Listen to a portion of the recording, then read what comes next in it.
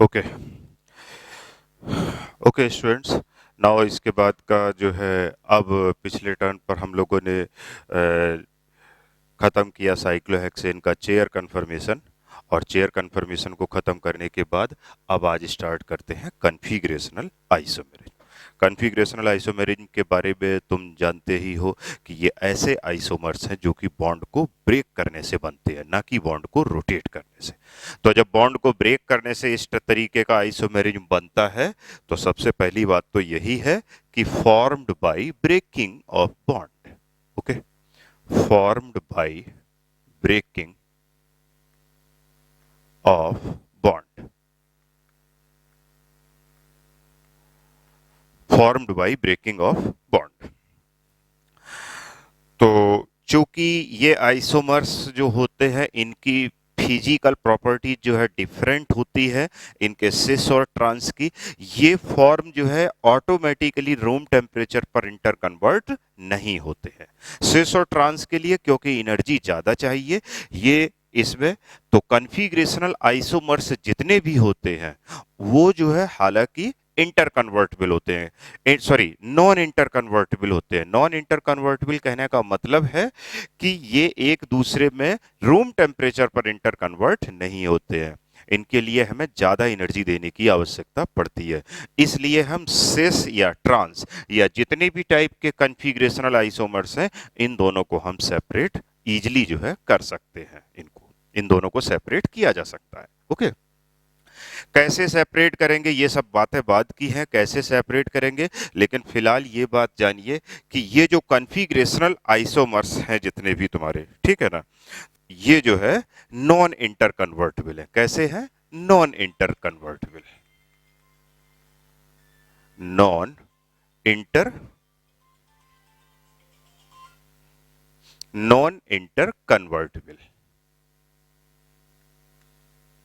और जब non inter convertible है ये, तो इनको हम क्या कर सकते हैं? सेपरेट कर सकते हैं।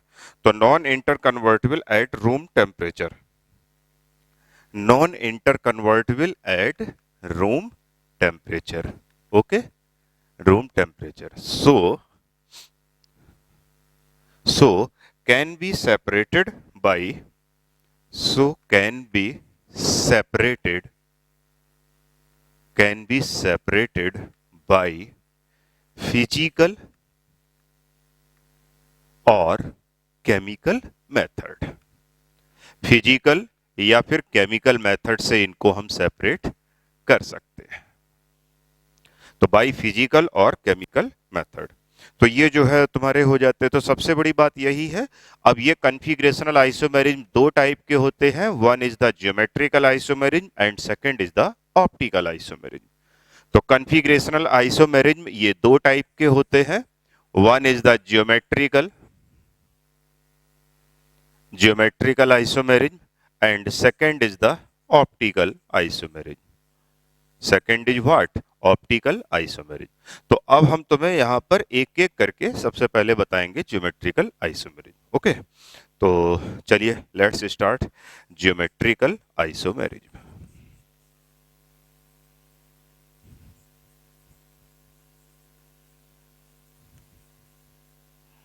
तो ज्योमेट्रिकल आइसोमेरिज्म इसको हम शॉर्ट में कहते हैं जीआई।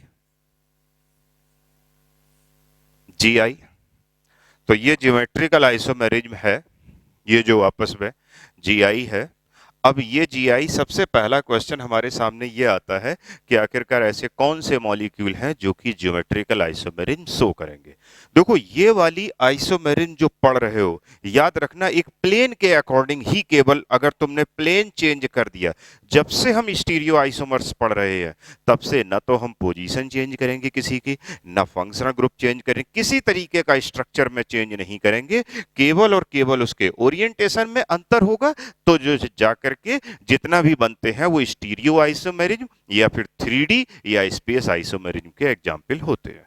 उन्हीं के वेरियस टाइप्स हम लोग पढ़ रहे हैं। तो ज्योमेट्रिकल आइसोमेरिज्म जिसे कि हम जीआई कहते हैं, 1 मिनट। तो ज्योमेट्रिकल आइसोमेरिज्म जो होता है ये दो टाइप का होता है, सिस और ट्रांस। तो सबसे पहले हमें ये देखना है कि कौन कौन सी कंडीशन है जो कि ज्योमेट्रिकल आइसोमेरिज्म को शो करने के लिए रिक्वायरमेंट है। ओके, तो देखते हैं। तो सबसे पहले आते हैं कंडीशन, डायरेक्ट कंडीशंस पर। ये ज्योमेट्रिकल आइसोमेरिज्म दो टाइप का होता है, सिस और सेकंड इज द ट्रांस। सिस किसे कहते हैं? अगर हम सिमिलर ग्रुप सेम साइड में होंगे तो उसे हम सिस कहेंगे, और सिमिलर ग्रुप अपोजिट साइड में होंगे तो उसे ट्रांस कहेंगे। तो similar group, similar group on same side, same side, तो इसे हम कहेंगे सिस। और अगर सिमिलर ग्रुप, अगर similar group on opposite side, on opposite side, तो इसे हम कहेंगे ट्रांस। तो सबसे पहले कंडीशन पे बात करते हैं कि क्या कंडीशन है। तो ये बात अच्छी तरीके से समझ लो। तुमसे किसी ने कहा कि ज्योमेट्रिकल आइसोमेरिज्म शो करने की क्या कंडीशन है, तुमने कहा देखो रोटेशन कैसा होना चाहिए, रेस्ट्रिक्टेड रोटेशन होना चाहिए, या फिर उसे हम हिंडर्ड रोटेशन कहते हैं। तो रेस्ट्रिक्टेड रोटेशन होना चाहिए या फिर हिंडर्ड रोटेशन होना चाहिए, ये सबसे पहली कंडीशन है। रेस्ट्रिक्टेड रोटेशन कहते किसको है? अगर हम ये देखना चाहें तो हिंडर्ड जो कि रेस्ट्रिक्टेड होगा। जैसे कहने का मतलब है, जैसे मैं तुम्हें इसमें समझाता हूं, ये कोई एक प्लेन है, अब तुम इसमें एक बॉन्ड यहां पर एक होल करिए बीच में और यहां पर फिक्स कर दीजिए, तो रोटेशन इसका कैसा है? फ्री रोटेशन है, ये रेस्ट्रिक्टेड नहीं है। ये कैसा रोटेशन है? फ्री। अब दूसरा देखिए, तुमने एक होल यहां किया, एक होल यहां किया, और दोनों में पेन फिक्स किया और यहां फिक्स कर दिया। This is equivalent to double bond. अब तुम बताइए, क्या इसके अराउंड रोटेशन तुम फ्री कर सकते हो? नहीं कर सकते हो। रोटेशन कैसा होगा? रेस्ट्रिक्टेड होगा, इतना होगा रोटेशन बस, और फिर ये वापस। तो इसी तरीके के रोटेशन को कहते हैं रेस्ट्रिक्टेड। तो जब रोटेशन जो है रेस्ट्रिक्टेड होता है, तब जो है जाकर के इस टाइप की आइसोमेरिज्म जो है तुम्हें मिलेगी। तो अब आते हैं रेस्ट्रिक्टेड रोटेशन। तो सबसे पहला, restricted rotation must be present. अब और थोड़ा डिटेल में बात कर लेते हैं कि रेस्ट्रिक्टेड रोटेशन होने के लिए क्या क्या चीजें रिस्पॉन्सिबल हैं। तो रेस्ट्रिक्टेड रोटेशन होने के लिए या तो कंपाउंड में डबल बॉन्ड मौजूद हो, और अगर कंपाउंड साइक्लिक रिंग है तो वो भी रेस्ट्रिक्टेड रोटेशन के लिए रिस्पॉन्सिबल है। जैसे ये देखिए, ये साइक्लोब्यूटेन मान लेते हैं इसको। अब तुम इस कार्बन और इस कार्बन के अराउंड तुम चाहो कि रोटेशन हम फ्री कर दें, तो क्या हो जाएगा? रोटेशन नहीं होगा। तो this rotation should also be restricted. तो आइए यहां पर देखते हैं।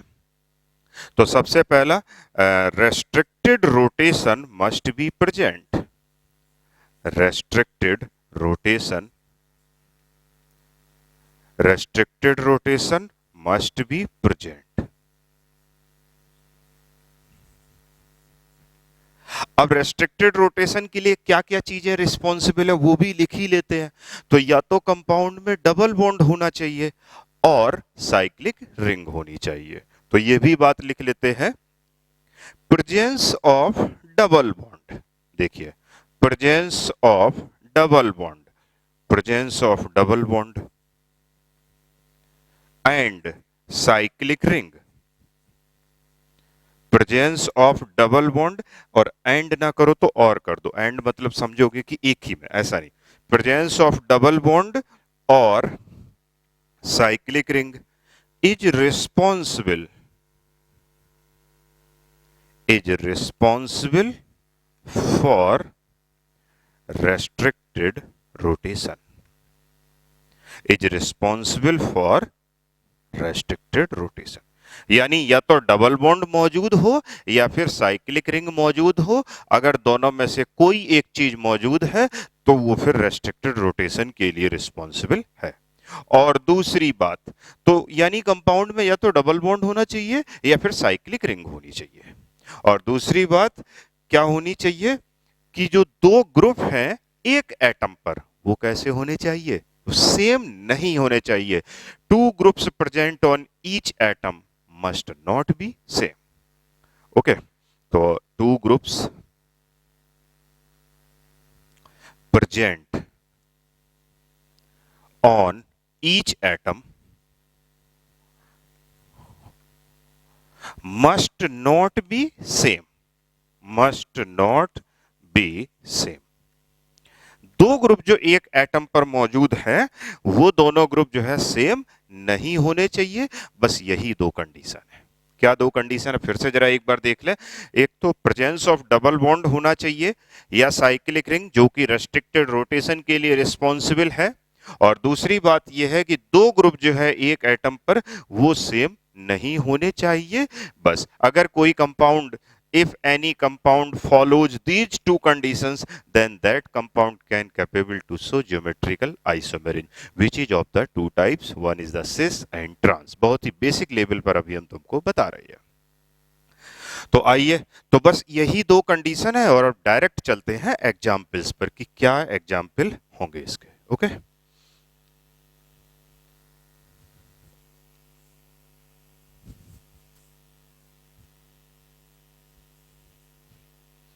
तो एग्जाम्पल इसके देख लेते हैं।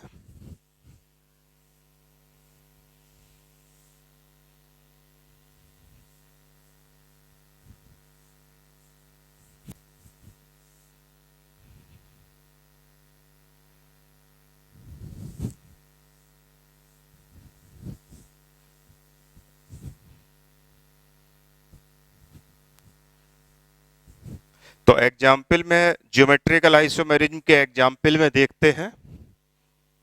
आइए एग्जाम्पल, तो सबसे पहला एग्जाम्पल बहुत ही सिंपल से स्टार्ट करते हैं। अगर तुमसे कोई कहता है कि ये कंपाउंड जैसे C और यहां पर H और ये CH3 और डबल बॉन्ड CH और CH3, तो सबसे पहली बात इस कंपाउंड में डबल बॉन्ड मौजूद है, इसका मतलब रेस्ट्रिक्टेड रोटेशन है, बिल्कुल है। और साथ ही साथ एक एलिमेंट पर दोनों ग्रुप सेम नहीं होने चाहिए।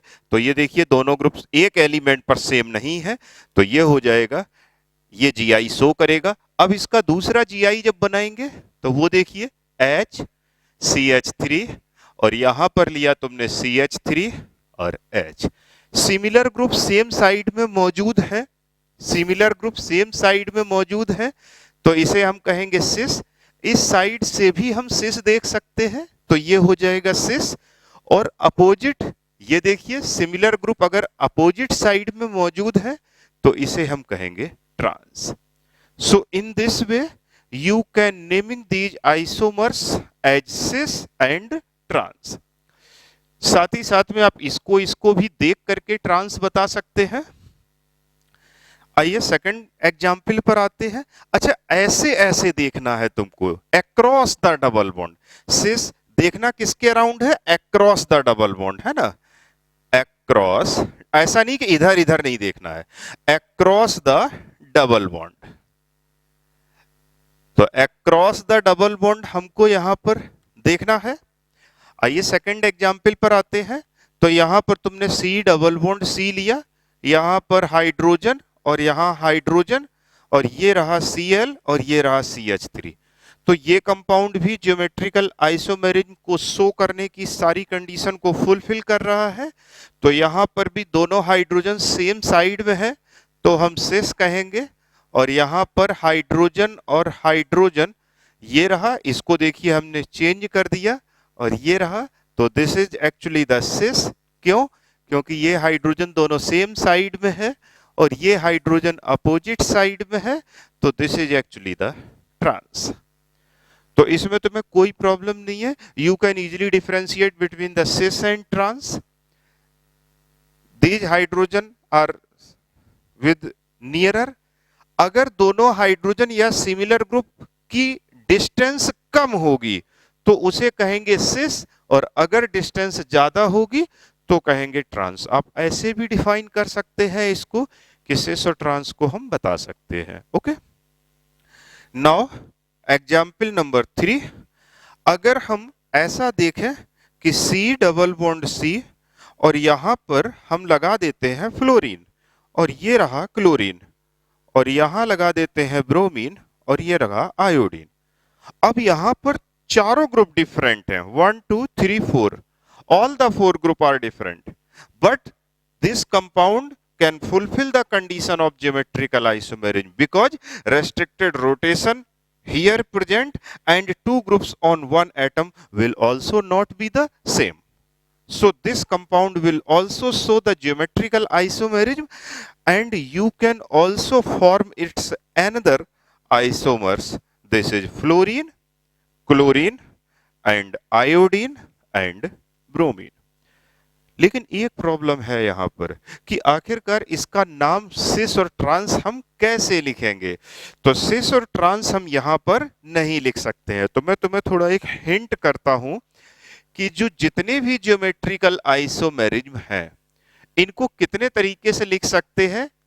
जो ज्योमेट्रिकल आइसोमेरिज्म होते हैं, एक तो होता है सिस एंड ट्रांस, दूसरा होता है तुम्हारा सिन एंड एंटी। ये भी ज्योमेट्रिकल आइसोमेरिज्म को रिप्रेजेंट करने का तरीका है। और तीसरा है ई एंड जेड। सिस और ट्रांस केवल कार्बन कार्बन के रेस्पेक्ट में ही लिखते हैं। जब बीच का मिडिल बॉन्ड कार्बन कार्बन होता है तब हम लिखते हैं सिस ट्रांस। जब कार्बन के साथ कोई दूसरा हेटेरो एलिमेंट आ जाता है तो हम वहां पर ट्रांस लिखते, सिस और ट्रांस तब हम नहीं लिखते, तब हम सिन और एंटी लिखते हैं। तो ये क्या है, फॉर कार्बन।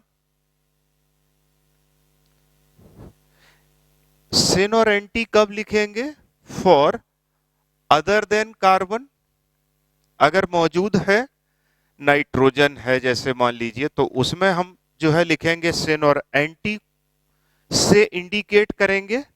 और ई एंड जेड हम लिखेंगे कार्बन कार्बन के लिए ही, लेकिन ये लेटेस्ट नॉमेनक्लेचर है, ये हर तरीके के कंपाउंड पर लिखा जा सकता है। हर किसी कंपाउंड जो भी जीआई शो करेगा उसके लिए हम ई और जेड लिख सकते हैं।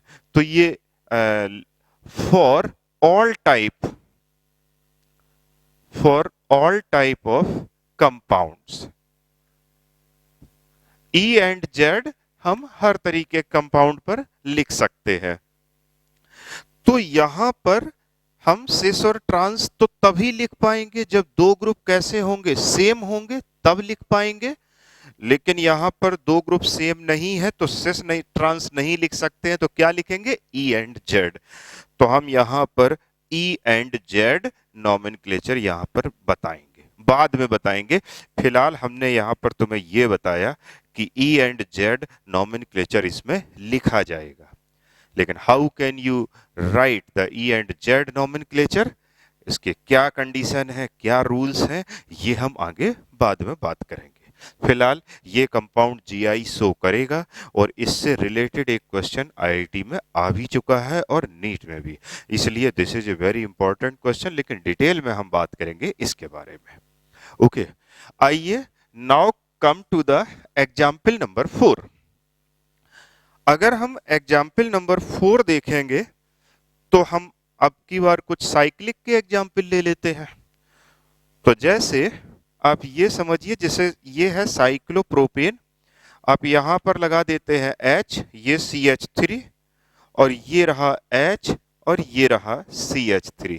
ओके, और ये दोनों हाइड्रोजन सेम साइड में है तो इसे हम कहेंगे सिस, और इसी का हम दूसरा बना सकते हैं ट्रांस। तो ये है हाइड्रोजन और CH3 और ये है CH3 और हाइड्रोजन। तो this is actually the cis and this is actually the trans. तो ये हो गया सिस और ये हो गया ट्रांस। नाउ इसके बाद की बात, अगर अब जैसे तुमने ऐसे बना दिया, दोनों हाइड्रोजन सेम साइड में है तो सिस, अपोजिट हो गई ट्रांस। लेकिन इसमें एक और तरीका है कि इसे कुछ लोग वेज एंड डैश से बना देते हैं, तो आप वो भी समझ लें। यहां पर वेज एंड डैश बनाने का मतलब ये है कि ये देखिए अबव द प्लेन और ये रहा तुम्हारा below the plane, and simultaneously here H और ये रहा तुम्हारा CH3।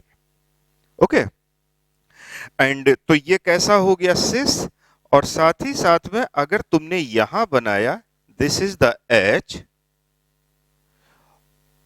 और ये रहा CH3, और यहां पर तुमने क्या कर दिया, CH3 यहां कर दिया और H। तो आप ये भी समझ लीजिए कि ये भी सिस है और ये भी ट्रांस है, और ये भी सिस है और ये भी ट्रांस है। कहने का मतलब ये है कि आप किसी भी फॉर्म में रिप्रेजेंट कर सकते हैं, चाहे तो आप ऐसे लिख लें सिस ट्रांस को, और चाहे आप ऐसा 3 डायमेंशन व्यू में रिप्रेजेंटेशन दे दें, then it is also equivalent to cis and trans. तो अगर कोई कंपाउंड साइक्लिक है और आप उसमें लिखना चाहते हैं सिस ट्रांस, तो आप ऐसे इसको बता सकते हैं। ओके, आइए एक और एग्जाम्पल देखते हैं।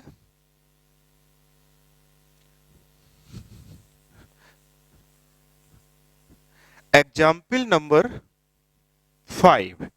तो एग्जाम्पल 5 में अब की बार क्या करते हैं कि ये जरूरी नहीं है कि ये जो है एडजेसेंट कार्बन पर ही हो, ये जो है जरूरी नहीं है।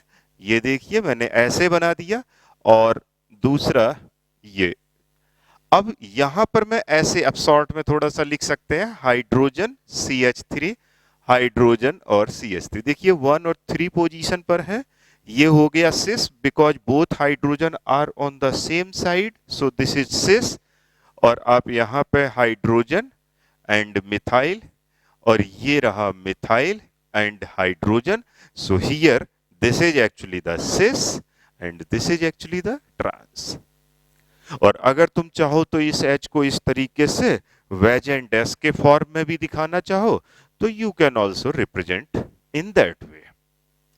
तो फिलहाल यहां पर ये सिस हो गया और ये ट्रांस हो गया। आइए एक नए टाइप के फॉर्म की बात करते हैं। एग्जाम्पल नंबर 6 में कभी कभी ऐसा एग्जाम्पल आता है, तो उसमें आप देखिए ये भी मिथाइल, ये भी मिथाइल और ये भी मिथाइल। और अब तुम्हें इसका ज्योमेट्रिकल आइसोमर्स बनाना है। तो यहां पर क्या करना होता है, हमें पॉसिबिलिटीज को देखना होता है कि कितने टाइप की पॉसिबिलिटीज निकल रही हैं। जैसे कि ये तीनों मिथाइल अभी बने हुए हैं, तो we will consider first possibility as all the 3 methyl groups present on the same side, and after that we will consider one other possibility that 1 methyl is below the plane, and similarly 2 methyl is below the plane, 3 methyl is below the plane, and check करेंगे, we will check that कोई form represent होने वाला कोई भी repeat तो नहीं हुआ है। तो आइए यहां पर देखते हैं। तो सबसे पहले मैं इसका एक फॉर्म ये बनाऊंगा।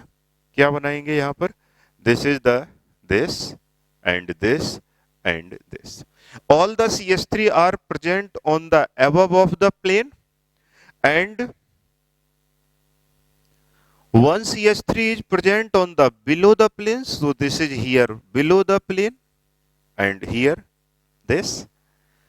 So this and this. Another configuration you thought, you can think that this below the plane and this below the plane and here this is। यहाँ हमने कुछ नहीं लिखा है, तो CH3 है, ये सब CH3 है। तो मैंने यहाँ पर बनाया कि all the 3 methyl groups are above the plane. Now 1 methyl is below the plane. Now 2 methyl is below the plane, and when you will think very clearly in a deep way, then you will see that this and this form are the same form। ये दोनों form कैसे हैं, same है, क्योंकि इसी molecule को जब तुम बैक साइड से देखोगे तो ये 2 अबव दिखाई पड़ेंगे और एक बिलो, और 2 अबव और एक बिलो वाला कंपाउंड ऑलरेडी तुम कंसीडर कर चुके हो। इसलिए जो यहां फॉर्म होंगे वो दिस एंड दिस तो होंगे, और this form is repeated. Okay, तो ये जो है रिपीट हो जाएगा। सो हियर इसके कितने आइसोमर्स होंगे, 2 GI, 2 क्या होंगे, ज्योमेट्रिकल आइसोमर्स होंगे, एंड दिस जो है क्या हो जाएगा, ये रिपीट है। ये कैसा है तुम्हारा, रिपीट है। तो याद रखें कि ये 2 आइसोमर्स हैं, इनमें सिस और ट्रांस नहीं डिफाइन करना होता है। अगर आप डिफाइन करेंगे तो बॉन्ड को भी बताएंगे कौन से बॉन्ड के अराउंड बना रहे हैं। तो जैसे यहां पर इस बॉन्ड के अराउंड ये 2 मिथाइल सिस है, और इस बॉन्ड के अराउंड ये 2 मिथाइल क्या है, ट्रांस है। तो you will also have to open the bond की बॉन्ड कौन सा है। तो जब आपके सामने ऐसा केस आता है, तो आप इसके आइसोमर्स इस तरीके से हिट एंड ट्रायल मेथड से बनाएंगे। ये हिट एंड ट्रायल मेथड है, कितने तरीके के बनेंगे ये आप देख सकते हैं। तो हिट एंड ट्रायल मेथड से बनाते हैं, देखना पड़ेगा तुम्हें हिट एंड ट्रायल मेथड से। मान लो तुमने सोचा कि सर एक काम करिए, दो बिलो द प्लेन, तीनों बिलो द प्लेन कर दो। तो जब ऑल द थ्री अगर बिलो द प्लेन हो जाएंगे तो वो ये कंपाउंड से रिपीट हो जाएगा, क्योंकि इसी मॉलिक्यूल को जब बैक साइड से देखोगे तो ये तुम्हें वही चीज दिखाई पड़ेगी। तो इसके टोटल आइसोमर्स दो हो जाते हैं। ओके, नाउ एक टाइप का क्वेश्चन और करते हैं, उसको इसी टाइप का एक और क्वेश्चन करते हैं फॉर मोर प्रैक्टिस।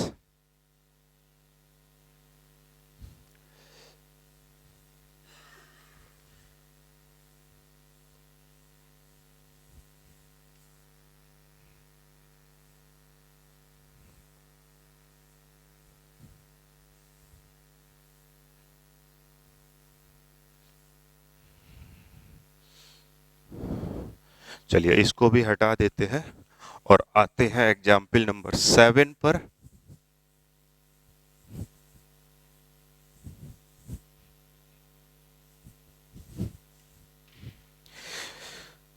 अब इसके बाद एग्जाम्पल नंबर 7 देखिए। तो 7 में मैं मेन कंपाउंड जो बना रहा हूं उसको समझिएगा। मैंने 4 मेंबर्ड लिया इसको, और साथ ही साथ में 4 मेंबर्ड लेने के बाद यहाँ पर लिया फिनाइल, फिनाइल, मिथाइल, मिथाइल। तो यहाँ पर मैं ले रहा हूँ phenyl pH group, and this is actually the methyl, and this is actually the again phenyl, और हियर इट इज मिथाइल। मैं पहले इस केस को ले रहा हूँ, वो वाला भी केस लूंगा। तो इसके इसके तुमसे कहेंगे कितने ज्योमेट्रिकल आइसोमर्स बनेंगे, तो तुम्हें हिट एंड ट्रायल मेथड से ही अप्लाई करना होगा। तो सबसे पहला हिट एंड ट्रायल मेथड देखें। जैसे सबसे पहला कंडीशन हमने सोचा कि चारों को अबव द प्लेन कर दें। तो ये देखिए अबव द प्लेन कर रहा हूं मैं यहाँ पर। तो ये पीएच रहा, ये CH3 रहा, और ये रहा पीएच, और ये रहा तुम्हारा CH3। सबसे पहला कंडीशन, चारों के चारों अबव द प्लेन। उसके बाद क्या होगा कंडीशन कि एक बिलो द प्लेन करेंगे। एक बिलो द प्लेन करने में या तो तुम फिनाइल को बिलो करोगे या फिर मिथाइल को। So you will have to consider both the possibility, once a time phenyl and once a time methyl. So second example, sorry, second isomers, phenyl below the plane. So here phenyl below the plane and all other are above the plane. So this is the phenyl and this is the methyl. See here. One other possibility will also arise when you will substitute below the plane of methyl group. So here this methyl below the plane, and here phenyl, and here this is methyl, and here phenyl. Okay, so now these three forms, and after that सबसे पहले फिर से remind करें, सबसे पहले all the four above the plane, after that one below the plane, one below the plane. There are two possibilities. Either you will substitute, you will take below the plane as phenyl, or you will take below the plane as methyl. Now a third possibility will arise. You will take two groups as below the plane, and two groups as below the plane. Again there are two possibility. What is that two possibility? Either you will take this phenyl and methyl, or you will take this phenyl and phenyl. So here fourth possibility I am drawing here. Fourth possibility. So here phenyl, phenyl, and here methyl, and here it is the phenyl as it is, and here methyl. And you will take any of these two groups, you will get always phenyl and methyl, phenyl and methyl, phenyl and methyl, phenyl and methyl. So you can take any of two adjacent group, कोई भी दो adjacent group ले सकते हैं आप, एक phenyl और एक मिथाइल ही आपको हमेशा मिलेगा।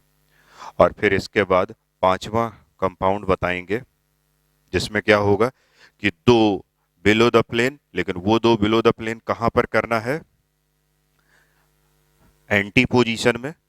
तो एंटी पोजीशन यहां फिनाइल एंड हियर फिनाइल, और this is the CH3 as usual and this is the CH3 as usual. So there are 5 geometrical isomers of this compound. Again remind, सबसे पहले पहली पॉसिबिलिटी है चारों के चारों अबव द प्लेन लिया। दूसरी पॉसिबिलिटी है एक बिलो द प्लेन। एक बिलो द प्लेन करने में दो पॉसिबिलिटी है, one is the phenyl, phenyl कर दिया एक बार, दूसरा मिथाइल, एक बार मिथाइल कर दिया। Fourth condition is this, fourth condition is this that you will take two, दो, फिर दो ग्रुप नीचे करेंगे हम। अब दो ग्रुप बिलो द प्लेन करोगे तो उसमें दो पॉसिबिलिटी है, या तो पास पास वाले बिलो द प्लेन करोगे या फिर दूर दूर वाले। पास पास वाले करोगे तो एक ही पॉसिबिलिटी है, फिनाइल मिथाइल करें या फिर फिनाइल मिथाइल ये करें, हमेशा एक ही कंपाउंड मिलेगा तुमको, फिनाइल और मिथाइल। बिलो द प्लेन करेंगे और फिर दूर दूर वाले करेंगे तो दूर दूर वालों में या तो आप दोनों फिनाइल ले लीजिएगा या दोनों मिथाइल ले लीजिएगा, सेम कंपाउंड बनेगा। क्योंकि जब इसी कंपाउंड को तुम बिलो साइड से देखोगे तो दोनों मिथाइल तुम्हें बिलो द प्लेन दिखाई पड़ेंगे, तो दोनों मिथाइल बिलो द प्लेन दिखाई पड़ेंगे, तो यही कंपाउंड तुम मिलेगा तुमको,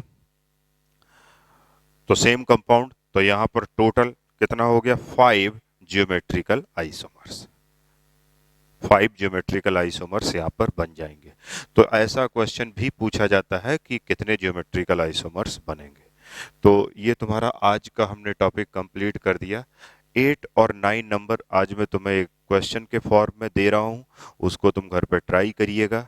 अभी बहुत बेसिक है लेकिन फिर भी ट्राई करिएगा, कोशिश करिएगा बनाने की, और अगले वीडियो में मैं तुमको बताऊंगा कि उनका आंसर क्या होगा। तो जो 7 नंबर है, 7 नंबर नहीं सॉरी 8 नंबर में ये तुम्हें बनाना है। इसको देखिए यहाँ पर, ये रहा तुम्हारा दिस, दिस और दिस। तो यहाँ पर phenyl, here is also phenyl, here is methyl and here is methyl. इसको तुम्हें ड्रॉ करना है, कितने ज्योमेट्रिकल आइसोमर्स बनेंगे ये मैं नेक्स्ट केस में बताऊंगा। और एक और यहाँ 9 नंबर एग्जाम्पल लेता हूँ, इसको भी तुम्हें ड्रॉ करना है। हेक्सा मिथाइल साइक्लोहेक्सेन या हेक्सा क्लोरो कुछ भी कर सकते हैं। तो ये इसके कितने कंपाउंड बनेंगे ज्योमेट्रिकल आइसोमर्स, इसको भी देखना है और ये चीज़ें तुमको बतानी है। तो ये फिर हम तुम्हें नेक्स्ट क्लास में बताते हैं, और अभी फ़िलहाल जो है इन दोनों को आप करिएगा, और ये ज्योमेट्रिकल आइसोमर्स के एग्जाम्पल हो गए। ओके, तो चलिए नेक्स्ट क्लास में बात करते हैं।